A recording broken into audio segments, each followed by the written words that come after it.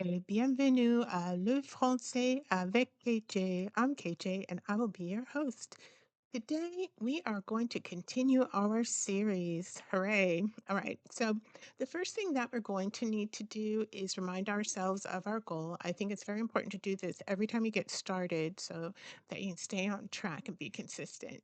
So, we're going to use 100 words. We're going to write using the passé composé and the imparfait, but we're also going to pull in whatever tenses we can use to demonstrate that we are proficient in our use of the French language. Yay, and grammar.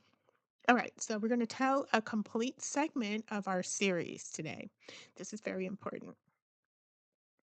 So, we need to review our characters because we have to be consistent about their motivations. So, the first one we have is Charline.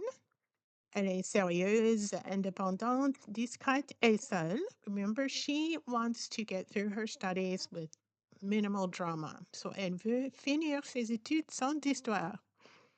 All right, and then we have Arthur. Arthur est sérieux, discret, patient, mystérieux. Il est ambitieux, mais il n'a pas beaucoup d'argent. So he basically is working his way through school, and he's, a bit of a mystery because he's not around a lot. And then we have her friend, and she's not in this episode, but we need to be cognizant of her. So, Najat is curieuse, discrète, aimable, positive et bonne amie. Elle veut protéger et soutenir son ami. Now, this curious for Najat is, a kind of organic, I'm just curious because I'm looking out for your best interest, curious. But the next character we're going to meet, we have a new character today, is Madame Hurlot, or Euro, sorry. And she is curieuse, insistant et gentille. And curieuse de manière qu'elle est un peu trop curieuse. She's a little what we would call in English nosy. Yeah. Elle veut casser son neveu avec Charline. This word casser means to push or stuff something into something else, but it also can mean to marry off someone. So, elle veut casser son neveu avec Charline. Okay, so let's also not forget that, and she needs a companion there because this is what Madame Hurlot thinks, or Hurlot, she thinks that she needs this Daniel, and this is the nephew. Il est gentil, maladroite, sensible, et bavarde. And, you can take one look at Charlene and know that she is not talkative. And that's what bavarde means.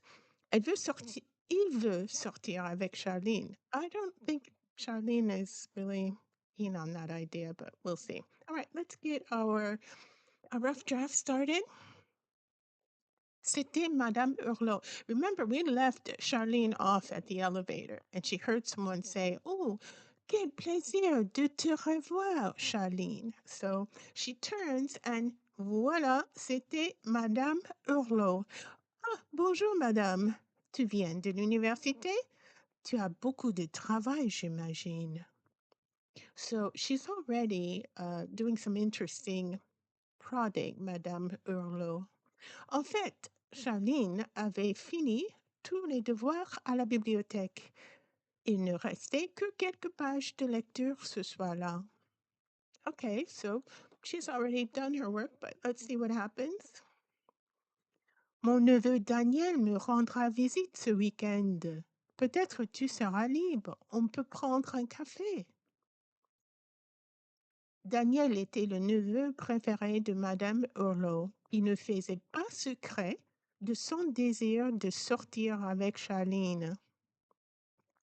Oh, so the intentions are being made known here. All right, so Charline a dit, je dois le vérifier. So she needs to check to see if she's going to be free this weekend.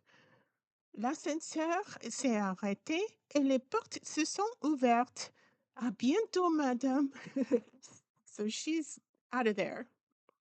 Okay, so first we pick up the wrinkle where we left it off. C'était Madame Hurlot. Ah, bonjour, madame. Tu viens de l'université. Tu as beaucoup de travail, j'imagine. Note the use of the dialogue here. Okay, we're using dialogue. We don't have to say that she's nosy. We can just imply it by the fact that she's making these two questions. And notice that the first one, tu viens de l'université, tu as beaucoup de travail, j'imagine. The first one is a statement with a raised voice question. And the second one is a supposition with this j'imagine, but it's still a question. Really, she's asking her, are you busy? But she says, tu as beaucoup de travail, j'imagine. Like, oh, sorry, I don't mean to interrupt you. It's that same kind of thing that we do. We don't know if we're interrupting or not, you know? Okay. Also, here, notice the use of the imperfect. Remember, we talked about the box. And in this instance, what was going on already when Charlene got there was that Madame Hulot était there. Madame Hulot était there already. She was already there. So this one is in the imperfect. It's an ongoing action that has a beginning that we don't know when it started. Okay, so let's move forward. En fait, Charline avait fini tous les devoirs à la bibliothèque.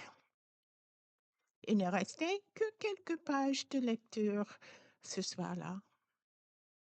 All right, so here we have two different tenses going on.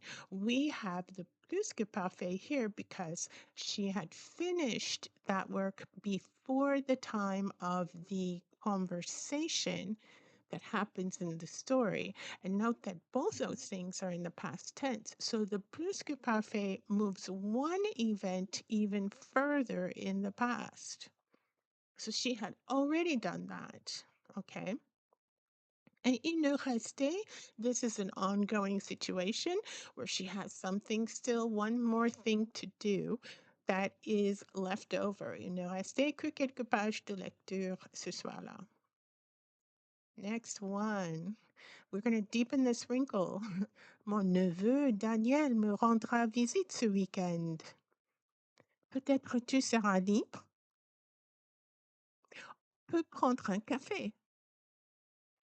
So here we have a couple of things going on. We have the use of the future, and we're using this future to ask a question. Peut-être tu seras libre. Okay, you're going to be free, right? But we don't even have to say n'est-ce pas. You can just put maybe you'll be free. On peut prendre un café. Here we have this pouvoir that gives us another way of suggesting something. On peut prendre un café. We can have a coffee together. Huh? It's like extending an invitation, but without actually saying je t'invite. Okay. All right. Let's see. Daniel's backstory. Daniel était le neveu préféré de Madame Hurlot. Il ne faisait pas secret de son désir de sortir avec Charline. So notice this, there's a couple of things going on here. We have the imparfait here and here. Okay, so when we're doing backstories, we're going to probably doing descriptions of physical or mental states, and we're usually going to put in the imperfect there because that's what was going on over extended period of time with no definitive beginning or end. Okay. I wanted also to bring your attention to this key, which is a relative pronoun. And this one is basically being used to tie these two statements together. So he is the one who was this, and he was also that. Okay, and he is the operant on both of these two verbs. So we're using he instead of que in this instant, but we'll get more into that. If you want to see more about that, you can check out my video on relative pronouns, which I'll link later. Okay. Now we can wrap up the story. Charlene a dit, je dois le vérifier. So when you say je dois le vérifier is like a polite way of saying, I have to check my schedule, You could also add a merci in there, but for Charlene, she's kind of in a hurry and a little embarrassed to get out of this situation. L'ascenseur s'est arrêté et les portes se sont ouvertes. And what does she do? À bientôt, madame. Elle sort tout de suite, okay? Elle est sortie, okay? All right, so qu'est-ce qui se passe ici? We need to talk about these reflexive here. Now, when you learn the reflexive, you learn that the reflexive is used for when people do things to themselves, like on se peine, on se brosse les dents, etc. But what is interesting is that you can also use this for things that either do something automatically, et les portes se sont ouvertes, they open by themselves, or l'ascenseur s'est arrêté. Okay, it's the elevator stopped. All right, it stopped itself. Okay, so these reflexives also they operate the same as the others. They're conjugated with the verb être. Okay, here, and they agree. So in gender and number. All right. So make sure to rewind and watch this video as many times as necessary to learn this material. I invite you to write along with me. And if you want to drop anything into the comments, I will be happy to look at it and give you some feedback. We'll add the next sequence to the story soon. Until then, I would definitely like to thank my Pixel photographers and Unsplash photographers who I just want to thank Pixel and Unsplash for just providing this service because it is amazing to be able to produce these videos without the tangle and headache of trying to figure out usage and permission and all that stuff. So thank you. And in the meantime, a big a bientôt to you. And if you enjoyed this video at all or you learned something from it, please like and subscribe because it helps us get this video out to students who are also grappling with this material. I thank you so much for watching and I appreciate every single one of you. Have a wonderful day. A bientôt.